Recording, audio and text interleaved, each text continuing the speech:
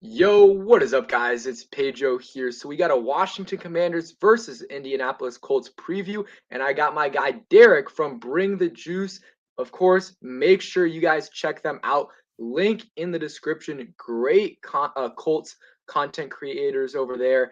And if you guys want to you're gonna get insight now, but afterwards, any updates on the Colts before the game, injury updates, I'm sure they're gonna have videos on that in the next few days. Make sure you guys go over to their channel because you're gonna get updated there. But appreciate you coming on. And how you doing, Derek? I'm doing well. Thanks for inviting me on. Can't wait to talk about this matchup. Yeah, it's gonna be a good one. Commanders 3-4. Coming off a 2-game win streak, but it's against the Bears, and the Packers are a respectable team, but this year they're not doing too great. And then the Colts coming off a loss against the Titans and then a win against the Jags, if I'm correct, right? Yeah, it was the win over the Jags, and then this last week was the loss to the Titans. Yep. Yeah, so I mean, I think these are two pretty evenly matched teams, or I mean, at least going into this game, especially with the quarterback move. So let's first, actually, we'll wait a little for some more people to get in here before we talk about Sam. But let's get into some injury reports. What's up, highlight clips? So the Commanders, they're dealing with some injuries. Jonathan Allen did not practice today, but that's a rest day. Sadiq Charles, guard, he was out with an illness today. Jahan Dotson, hamstring injury. He was actually practicing a decent amount last week, but Rivera said not likely he's playing, so that's a loss for the Commanders for sure. And then Cole Holcomb, are probably our best or second best linebacker. He's likely out for this game. And those are kind of the major injuries. You want to touch on any Colts injuries and kind of the impacts those will have and their status for the game? Yeah, I think from what I could see from the practice reports that have been coming out this week, Shaquille Leonard didn't play last week, even though he had a full week of full practices. I think they were just doing that to ensure that he was okay to come in. So I'm pretty confident that this will be his second return this year when against the Commanders. I'm 95% confident he's going to play. And I think other than that, the only two players that are not going to play in this game are defensive end Kwity Paye, who's been out since the middle of week 5 against Denver when he rolled his ankle, and Grant Stewart, who is our best special teams ace. He leads our team in special teams tackles. So other than those two, it's slated that it seems like everyone else is going to be playing in this game, and we won't have to worry about many more injuries there. Yeah, it's still weird hearing Shaquille Leonard. I'm sure it took you a while, or at least a couple of weeks to get It used took a to couple weeks, and I still sometimes slip up. And unfortunately, some of us Colts fans who are trying to still get used to that, because I mean, we have only seen him as Shaquille on the field so often. So we're still getting kind of used to saying it. Of course, there's a segment of Colts fans that are like, I will never call him Shaquille. I'll just call him Darius just because, they're petty and they just don't care about anything ever. But, it's one of those situations, it was kind of weird hearing that come out because, we had Bobby Okereke come on, and he said last offseason, people have been saying his name wrong all like his professional career. We used to say Okereke, but it's actually Okereke. He just never bothered to correct anyone. And now he did. And now we're making we've gotten to the point where we've gotten used to saying it because we said his name so much. But, Shaquille, now we have that happening. And it seems like I'm getting used to it pretty quickly now, though. Yeah, I mean, we had going from the Redskins to the Washington football team, and then the Washington football team, the Commanders, and all in like a span of 2 years. Me personally, I wish that they would have went with Red Wolves. That was my favorite one. I know some people have differing opinions on it, but I felt the Washington Red Wolves would have been an absolutely beautiful name. And then you could have gotten insanely creative with the logo for that. I mean, you could have just went with the same W that they have now, but I just felt like they could have gotten so much better with that instead of the Commanders. Yeah, I mean, I think for the most part, I think the majority of the fans wanted Red Wolves. Some of the older fans didn't really like it. They thought it was too, childish. But I kind of liked it. That was my preferred option. But it is what it is. It's Commanders for Yeah. the rest of the existence. We'll Or at see. least as long as Dan Snyder At owns least the team, right? until we become the Amazon Prime in a few years.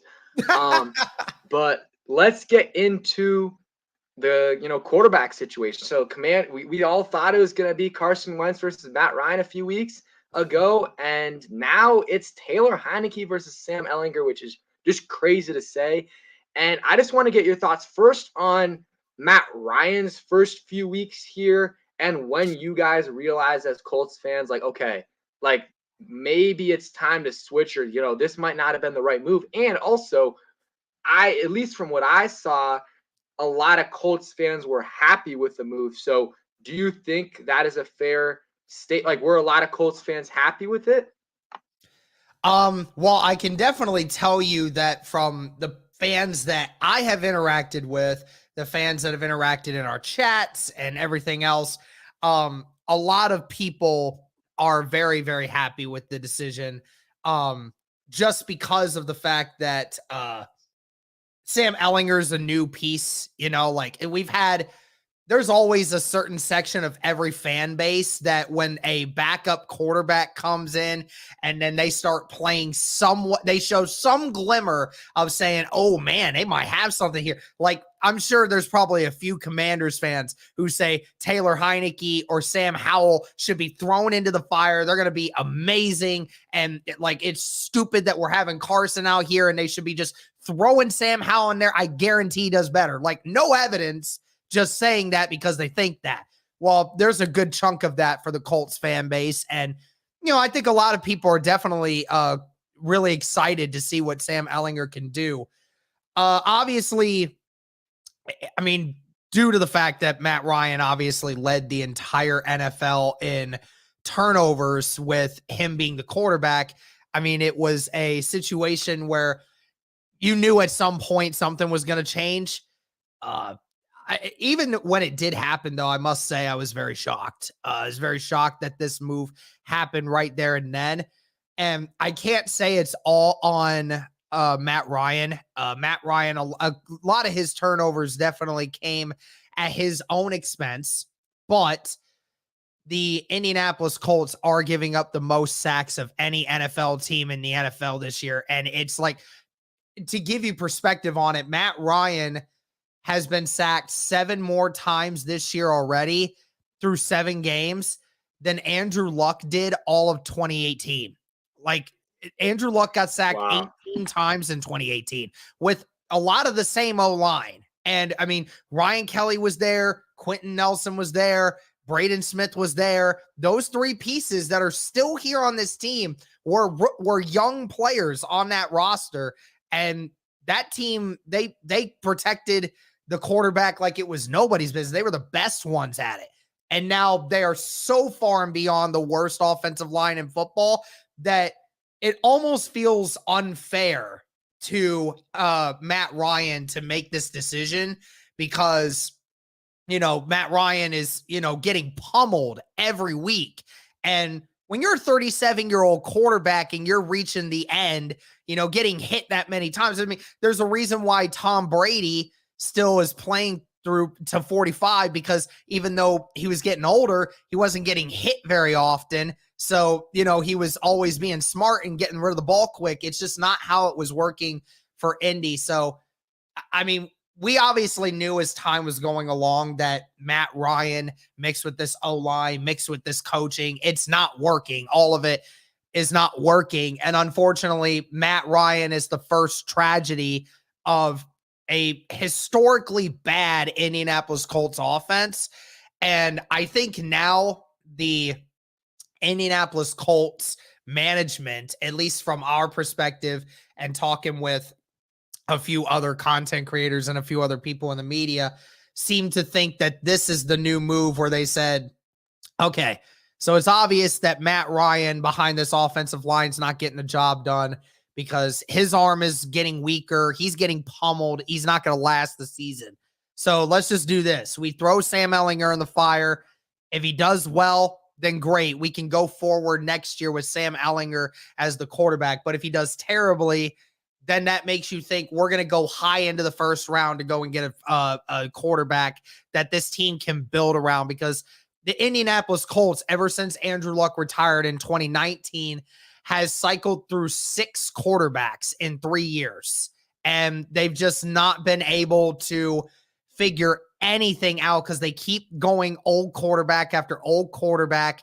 And it's just not working for the Colts right now. They're not getting anywhere. So at this, it's at that point where you give the young blood a chance and you see what he can do and try to make a good situation out of a bad situation.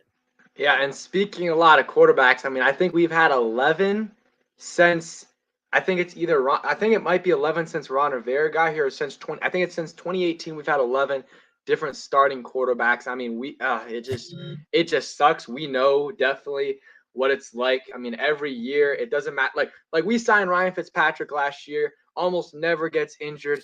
First or in the second quarter, he's out for the entire year. Like, of course that happens to us.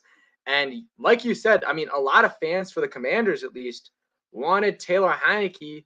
I mean, there's like a Taylor Heineke cult that they just love him. They think he's a franchise QB. And so they've the whole time have even been saying, like, before the season starts, some of them saying that, like, he should start over Carson Wentz. And then now, once Carson Wentz started struggling, I feel like more fans wanted Howell than they did Heineke, but there's still some that wanted Heineke. And yeah, I mean, it's crazy just to think how, like, Wentz might not play another snap for the Commanders this year. And it's just going back to that trade when it happened. Like, I honestly did not mind the player we got because realistically, we weren't getting a great QB.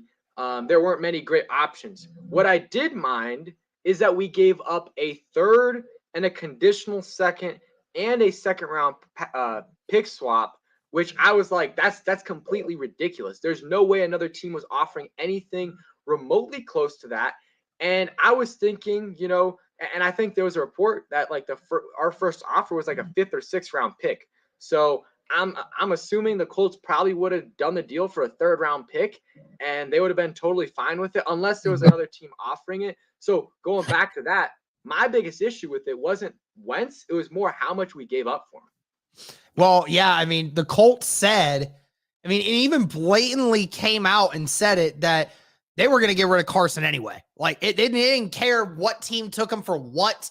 They were just hoping somebody would take him because their plan was they were going to get rid of him regardless. I mean, they were that far gone from him that they just said, we don't care if we can't trade you. We're still going to get rid of you because that's how bad we don't want you. So, I mean, yeah, Colts fans have definitely had our fair share of laughing at your fan base for the fact that, your team took on a quarterback that the team said they were going to get rid of regardless. And we took on the entire contract.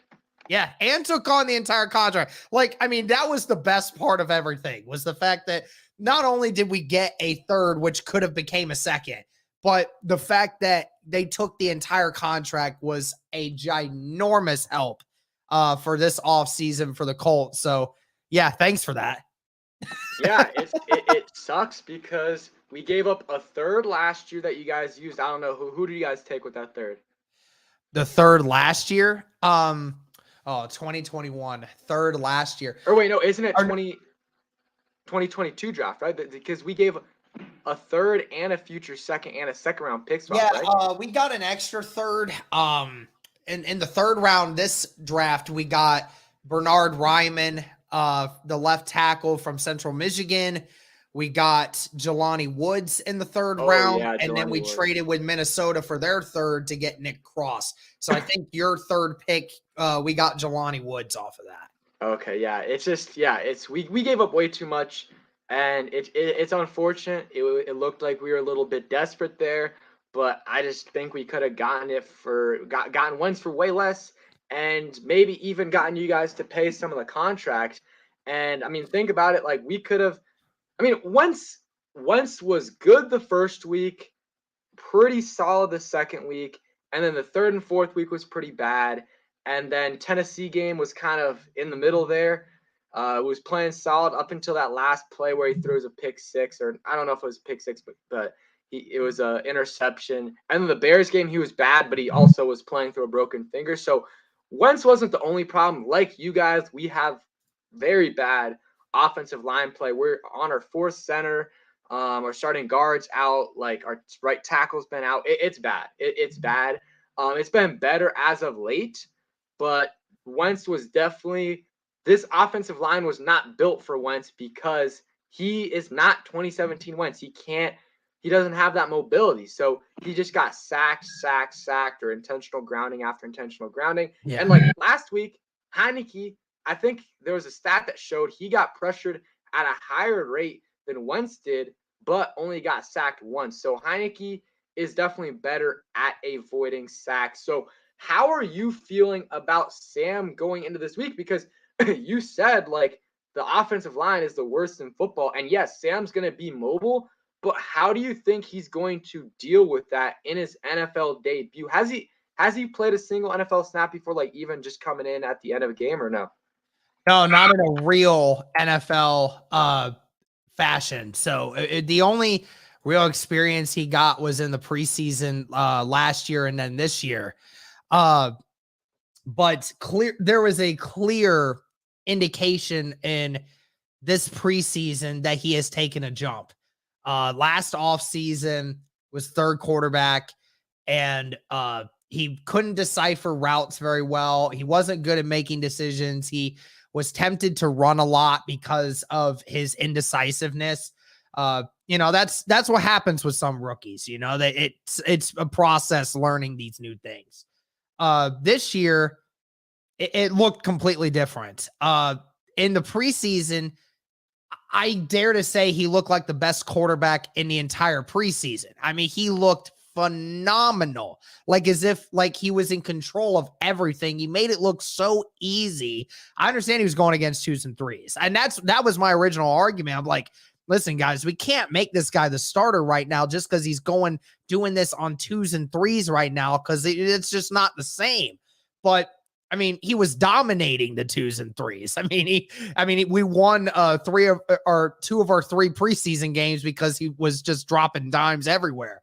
And he looked very decisive. He looked like a completely different player than what we saw in the original preseason. So, and what the Colts or what the Colts players and organization feels about him, they have said it from the very beginning. This guy is a freaking leader. This dude has that it factor where it just doesn't seem like anything bothers him. Like it just doesn't seem to get to him. He's always cool, calm, and collected.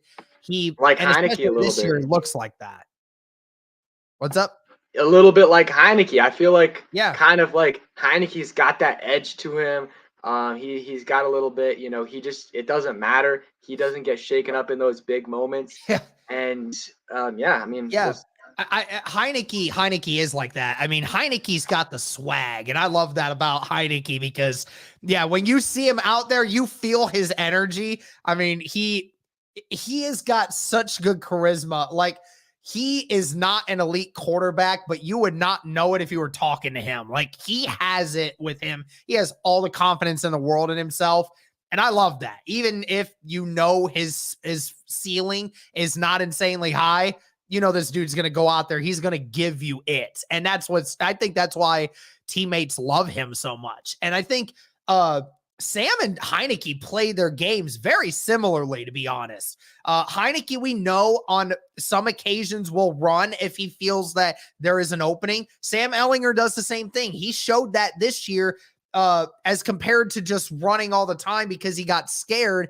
He ended up running this offseason, but only running in situations where he knew it would make an impact on the play. And that's what I think is better with his decision-making. And again, like Heinicke and Ehlinger, they'll sometimes occasionally throw it deep. They're young guys that like to play conservative, but sometimes like to show off the arm. They don't make a ton of mistakes, but they don't make a ton of amazing throws either. I think really they play the game almost the exact same way. So it is pretty funny to see that these two are going to be quarterbacks because both guys that, are young players still adapting to the NFL, not insanely strong arms, but they got charisma, they got leadership, and they occasionally run when they have to, like they play the game so similarly. It's going to be very funny to see who comes out of this game looking better. Yeah, for sure. And it's crazy, like everything the Colts have gone through this year, they're still 3-1, right? So I mean, it's just like they still have a chance, and AFC South is just not good. It's just not good. So you guys definitely have a chance, like even after everything that's happened, to win this division somehow. I mean, the Titans are looking good, but still. And one thing that we talked about Wentz for a little bit, it could be where he doesn't play this year. And I think that if Heineke's playing okay, they might hold Wentz out a little bit because of the second round pick. Because if Wentz plays 70% of the snaps, you guys get a 2 instead of a 3. And I mean, that's definitely a big difference. Second round picks are extremely valuable. And that's just something that the Commanders will have to monitor. Like if Wentz is probably coming back in 4 weeks, 3 or 4 weeks. If in 4 weeks we lose our next 4 games, they'll probably either stick with Heineke or put in Howe. And if, in our next 4 games, we win 3 out of the 4 or 2 out of the 4 and Heineke looks good, maybe stick with Heineke. Like, I don't know. There's a solid shot that you guys don't get that second, but who knows? I feel like Rivera also is kind of a man of pride. And if Wentz is back, he might be like, okay, I gave up a second, a third, all of these picks, and we took on the whole contract.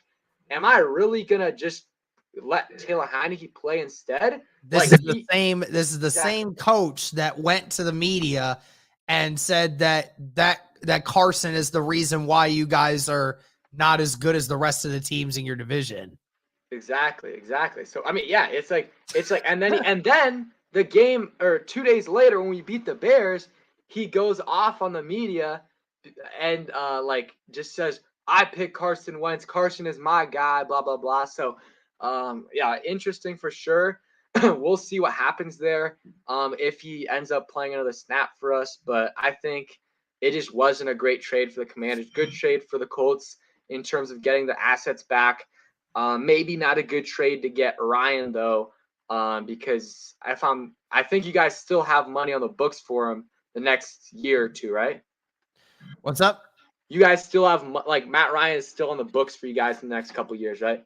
For next year, yes. I think that they're trying to get to the move where they're hoping he retires. They're hoping he retires because he has to get paid $20 million next year.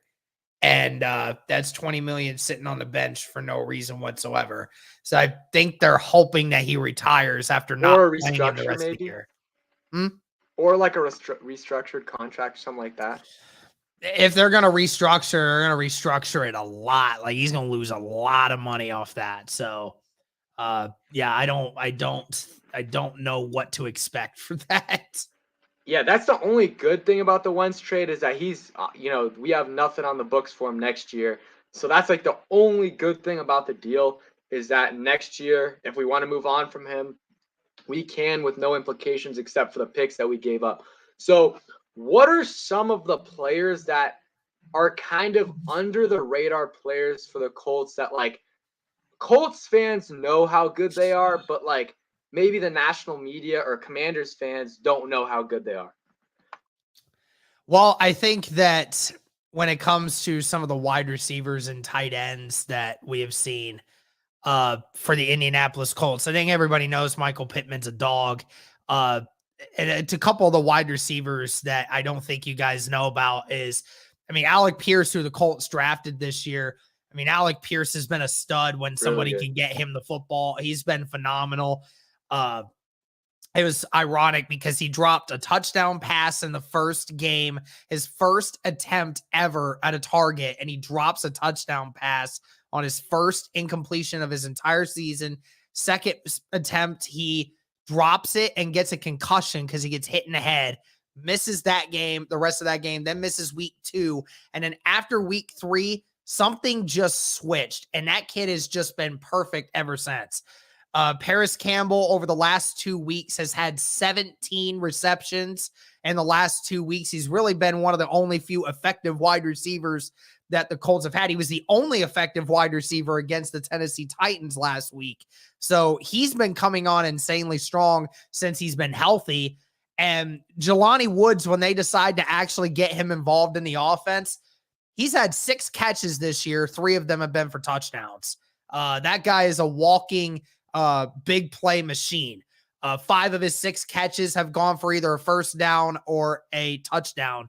So every time he touches the ball, he makes a big play out of it. So, you have to be very careful with somebody like that, especially a kid who is 6'7", 255 pounds that can run a 4.5. I mean, it's incredible, the athleticism and the size that he has.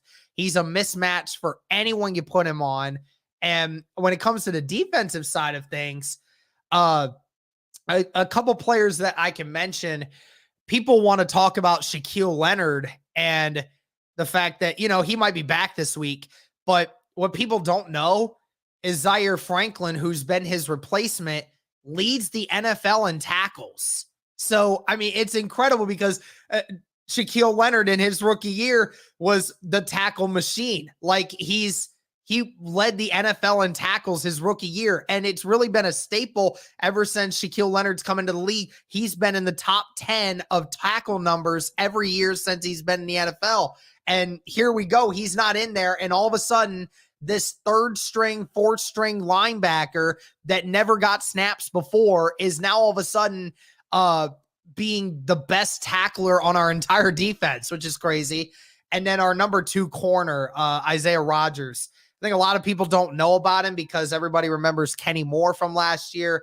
Everybody remembers Stephon Gilmore, who the Colts added over the offseason.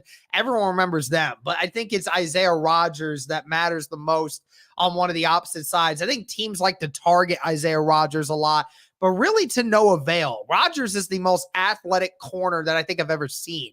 I mean, the guy can run a 4.2, and he's a ball hawk. I mean, in his speed, you can't burn him. And he's such a great tackler in the open field. I mean, it's a tragedy that our defensive coordinator does not play him more. It's a total tragedy, but every week he keeps getting more snaps. And I think those are some of the players that, Commanders fans may not really know about or have known about them, but don't quite know how good they actually can be. Yeah, that's definitely some good insight. Said all right, says the fact Jelani doesn't get more snaps is insane. Yeah, Jelani, local kid, kind of. I mean, went to UVA. So, yeah, I mean, I would say and one thing, Terry McLaurin, the local guy to Indy. Yep. Hopefully, I mean, we'll see. Maybe he has a big game. I think he has 70 family members and friends going to the game. So, Hopefully he shows out because Heineke, the thing with Wentz, and I went to 4 training camp sessions, and I could tell just from that, he was not throwing it to Terry. And that was kind of the same thing once the season started. He just wasn't targeting Terry as much as he should have. Yeah, wasn't he trying to get that with Jahan Dotson more? He was throwing to Jahan a lot, and it was actually working, but Terry was open a lot, and he wasn't getting the ball. What's up, Door Gunner? But I just think that, Terry with Heineke, they just have a better chemistry. So that's just something to look out for. And then Commanders fans that Colts fans don't really know about, I would say Cameron Curl, our safety, he is a beast. I mean, I'm sure you might have heard about him, but he's the number 1. I mean, it's PFF. You got to take it with a grain of salt, but he's the number 1 ranked safety in the NFL right now. He's a beast, solid in coverage, great tackler. He did allow a touchdown last week to Aaron Jones, but it was just an amazing throw by Aaron Rodgers. But that's definitely a guy people don't know about, I feel like, and he's a really underrated player. And I think another guy, he's really, really under the radar, Derek Forrest, safety. He's the 5th ranked safety in the league, but he's kind of like our 3rd safety. We have Bobby McCain, who's a free safety, and Cam Curl's our strong safety, and Derek Forrest is just a kind of plays in certain packages. He's really good, or he's solid as well. And then I'm sure you guys know about Jonathan Allen, Deron Payne. Those guys are beasts.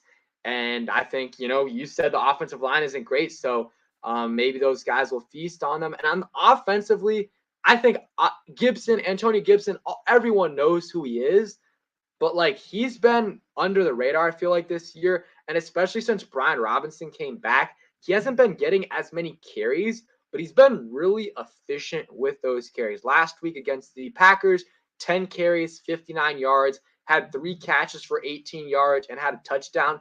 When Scott Turner, our offensive coordinator, decides to use him like a receiver, he really plays well. Like week 1 against Jacksonville, he had like 55, 60 receiving yards.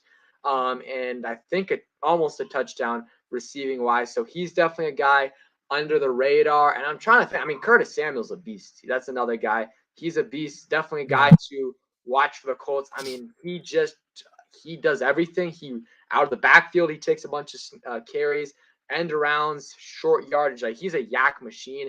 Him and Terry. So those are kind of the guys that I would just under the radar guys for the Commanders. Yeah, I mean, I saw obviously your wide receiver group is kind of decimated at the moment. Obviously, your 1 and 2 is still there, but like you said, Jahan Dotson being out, and then De'Ami Brown also dealing with his injuries as well. I mean that's tough because then you, as a defensive coordinator, you hope that you can start locking into those, right? And of course, it all starts with trying to limit what Terry McLaurin does, right? Because when you're, like you said, Taylor Heineke is a lot more favorable to Terry McLaurin than what Carson Wentz is. And now you're in a situation where, Gilmore and Isaiah Rodgers are going to have their fair share of time facing him. And, I love Terry McLaurin. I'm an Ohio State guy myself. I absolutely love Terry McLaurin. And I think it's been incredible what he's been able to do with such like terrible offensive supporting cast around him over the last 3 years.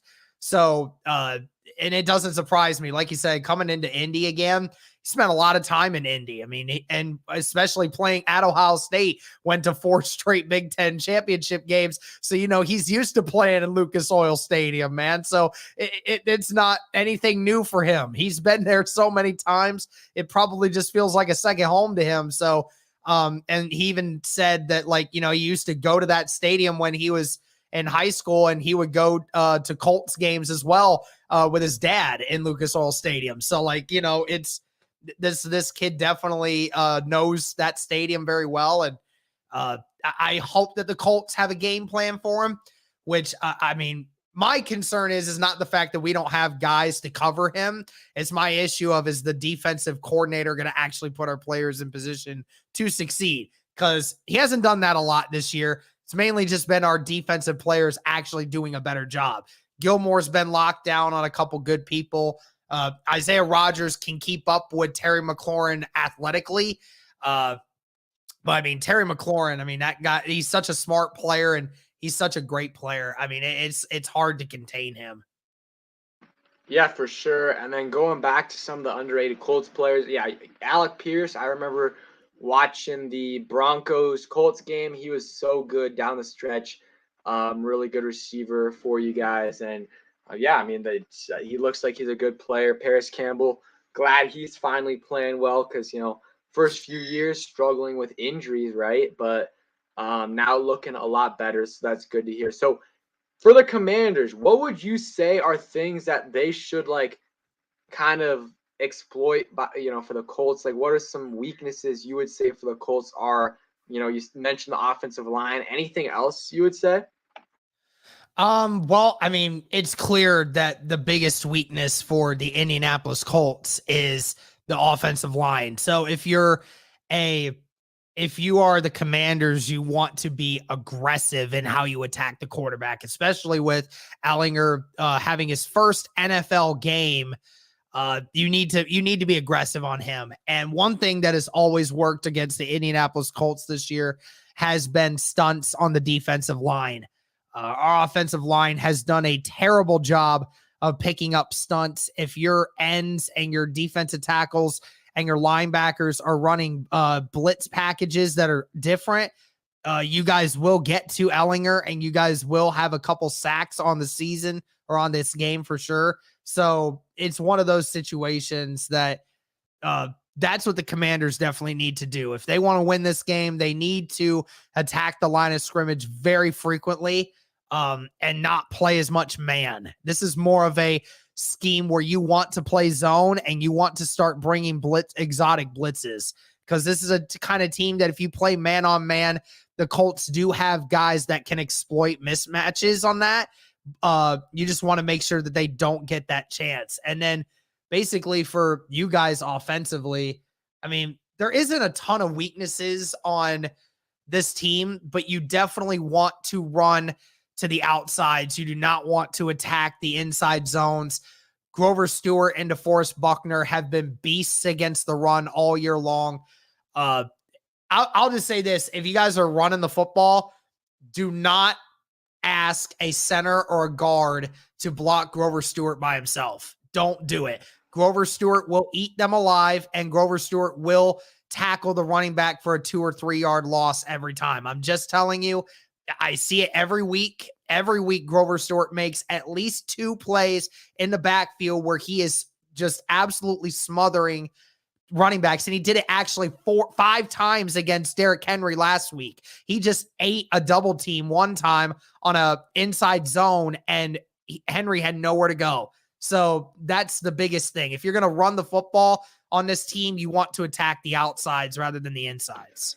Yeah, and is he the one on Hard Knocks that was cooking for everyone? Is that him or no? What's up? Is he the one on Hard Knocks who was like cooking for everyone or no? I don't remember. You're pushing me all the way back to that. I try not to think too much of the Hard Knocks, but I did hear that Grover Stewart is a cooker. Okay, so yeah, it might have been. It might have been. But yeah, the Commanders, I feel like it's pretty similar. They're pretty similar because Deron Payne and Jonathan Allen are absolute monsters. Deron Payne's having the best season of his career. He's always been an amazing run stuffer, but this year he's actually been able to get to the quarterback. Jonathan Allen made the Pro Bowl for the first time last year. He's playing really well, in my opinion, this year. And Montez Sweat is actually one of the best run defenders in the NFL, at the edge position. So if I'm the Colts, I'm running to the outside where it is not Montez Sweat, or on the inside where it's Jonathan Allen, Deron Payne. So I'm running at James Smith-Williams or whoever's on the other edge. I thought the impressive part is that you guys have, what was it, like 5 players who have at least 3 sacks on the year, which is truly insane because, like, yeah, nobody's popping off the screen, but like everyone is at least getting a hand in the batter, right? I mean, it's the Colts. The problem is you only have 2 guys that have over or 3 guys that have 3 or more sacks, and one of them's not playing in this game. So, it's much different for you guys. I mean, your entire defensive line is efficient at getting to the quarterback. Ours has not been like that this year. Yeah, I mean, Deron Payne, Montez Sweat, Allen, and then Efe Obada, I think all have 3 sacks. And then Jamin Davis, our linebacker, I believe he also has 3, maybe 4 sacks. So yeah, that's a great stat right there. And yeah, our defensive line has been amazing this year, even without Chase Young, who we're hoping we get him back this week. Probably not even going to come back next week. So yeah, I heard that for like the 21-day period, he'd probably be back in like 2 or 3 weeks. Yeah, it's unfortunate, but he had a little bit of a complicated ACL injury, so he probably, you don't want to rush him back, but it would have been nice if he was back here. But our D-line's been good, so I don't think that'll be a problem. I think the Colts, I mean, our secondary, the last couple of weeks, they've been good. But before that, that was our big, big weakness. William Jackson III, who we have kind of just, he's out with an injury, but it's kind of like it's basically like, okay, we're waiting to trade him. Right. And I heard about that. So bad for us, like awful, like one of the worst cornerbacks I've ever seen. We kind of play him a little bit out of, he's more of a man corner. We're playing zone most of the time, but even when we do play man, he's still getting beat. He's still grabbing them. He's still getting penalties. And it's just like, it was really bad. And Bob McCain, our safety, wasn't doing really well. But we moved Benjamin St. Juste to the outside. He's been playing really well. Kendall Fuller still not playing great, but he's been a little bit better. And then we have this guy named Rashad Wildgoose, who, interesting name, but he's been playing he's been playing better as of late, and our secondary's been better, but that's still something I would probably try to attack. And I think I don't know if Michael Pittman will have a huge day, but I feel like a guy like Paris Campbell, maybe even Alec Pierce, because Alec Pierce is pretty fast, right? Yeah, Pierce ran a 4.4 at the combine, and Paris Campbell ran a 4.3. So I And feel like those guys. Paris Campbell has actually been amongst the top 10 wide receivers in the NFL this year that is creating separation when he catches the ball. I think he's averaging 5 yards of separation per catch. I mean, that's insane when you think about it. So, yeah, if there's one guy that I think a lot of people should be concerned about is Paris Campbell, because if Paris Campbell is a guy that, like, if you allow Curtis Samuel to do what he does, Curtis Samuel, as the game goes on, can kill you. And Paris Campbell's the exact same way, but he can actually be worse. Yeah, I feel like, though, like Michael Pittman obviously is a beast, but I think against this defense, I will probably be a little bit more worried, about Paris Campbell and about Alec Pierce. I think Benjamin St-Juste will be able to do a solid job. Obviously, Michael Pittman is still going to be Michael Pittman. He's solid. He's good. He's going to eat. But I feel like those other two against this defense in particular might do a little bit better, just because I feel like we struggle a little bit with speed. But Pittman is having a solid season, especially the beginning of the year. He was balling. But any thing you noticed about when you watched Sam in the preseason? I know he was playing with the twos, but if he ever did play with the ones, did he have any receivers that he kind of targeted more? I think that, well, the receivers he was throwing to were the guys that I haven't really seen much of the field this year. But I think that a lot of the routes that he was running is the important ones. I think that's what we need to look at the most, is how did the scheme fit for him in the preseason, and how will he translate that to there? That's how you kind of dictate who he may favor. And I think that that favors Paris Campbell the most, because of the crossers that they run with him across the middle of the field and to the sideline. And when you're talking about the in and out routes in the back of the end zone, I mean, that's for anyone's guess. I mean, Michael Pittman, Pierce, and Campbell have all ran those routes. And I think Pittman and Campbell do it the most. So there's that situation. I think that that's just ultimately what matters the most. And I hope that if we get to the red zone, that he keeps looking for those tight ends. He did find his tight ends quite often in the preseason as well, especially early in the preseason. And he actually threw 2 passing touchdowns to Jelani Woods in the first preseason game. So I look for him to maybe try to find him again as well, because, that was trusty for him back in the preseason. So I don't expect him to not do that as well. So I'm looking forward to seeing what he can do, because there are a couple of schemes that work really well for him. Yeah, for sure. I mean, I think this game, it's at Indy. I think that, it's a 3. Indy's favored by 3. I think it's going to be a close game. I hope it is. Do you have a score prediction yet, or do you have a feeling about this game? Who you would lean towards? For for prediction? Yeah. I said it. I think I said it in my preview before I came on here. I think I said 17-14 Colts. I think this is going to be a low scoring game. You have 2 quarterbacks coming in that I know Heineke's been in the system a lot longer and has, played for Washington. Still, this Colts defense is a top 10 defense right now. They will find ways to make Heineke struggle a little bit.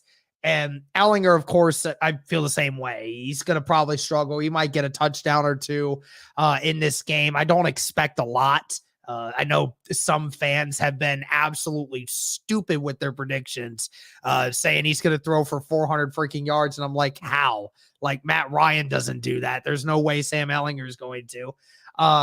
But like I say, you got your guys' defense is gonna your defense is going to do what it does because our offensive line stinks. I think our defense is one of the better defenses that you guys are going to face all year. I think that they'll be able to make some things hectic for Heineke, especially since we're pretty good at every single level. So I think we'll be all right there. Yeah, for me, I still haven't made an official prediction. I'm probably gonna have us winning, but like I don't feel great. It's like I think it's gonna be a really close game. I think either one could win it. I'm probably just doing it because of Sam. I just don't know what to expect. But you know, he I feel like he has a little bit of a Heineke in him where like the moment isn't gonna be too big for him. Maybe a little bit in the first quarter, he'll be a little bit phased, but after that he'll probably be fine. And I don't know. We have a lot of injuries right now. Like, who knows? Logan Thomas is going to play. Sam Cosmi, Jahan Dotson looking like he's out. And Cole Holcomb, our linebacker, that's another big key in this game. He has not practiced. He did not practice Wednesday or today.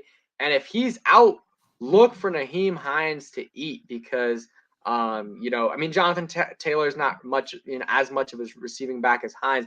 I feel like Hines will do pretty well in this game if Cole Holcomb's going to be out. Even though, I mean, if Jamin Davis is on him, he might not do as well. But it's going to be. We have no linebacker depth. It's bad. It's really bad. So if any of them are out, it's not looking good for us at the linebacker position. We'll probably have David Mayo starting, and you never want to have David Mayo starting. So I'm not looking forward to that. And hopefully Cole Holcomb's able to play, but not practicing at all Wednesday and Thursday doesn't look good for him to play this weekend at all. But, you know, hopefully it's all good. But, yeah, I think we're going to wrap it up there, man. Appreciate you coming on. This is a great stream. Great to get some insight on the Colts. And, you know, game in a few days. We'll see what happens, but appreciate you for coming on. Make sure you guys go ahead and check out Bring the Juice again. Any updates you guys want to, if you want any updates on the Colts in the next few days or the rest of the year, go ahead, check out their channel, link in the description. Thanks for coming on, man. Hey, thank you so much. I appreciate it. All right, guys. Peace.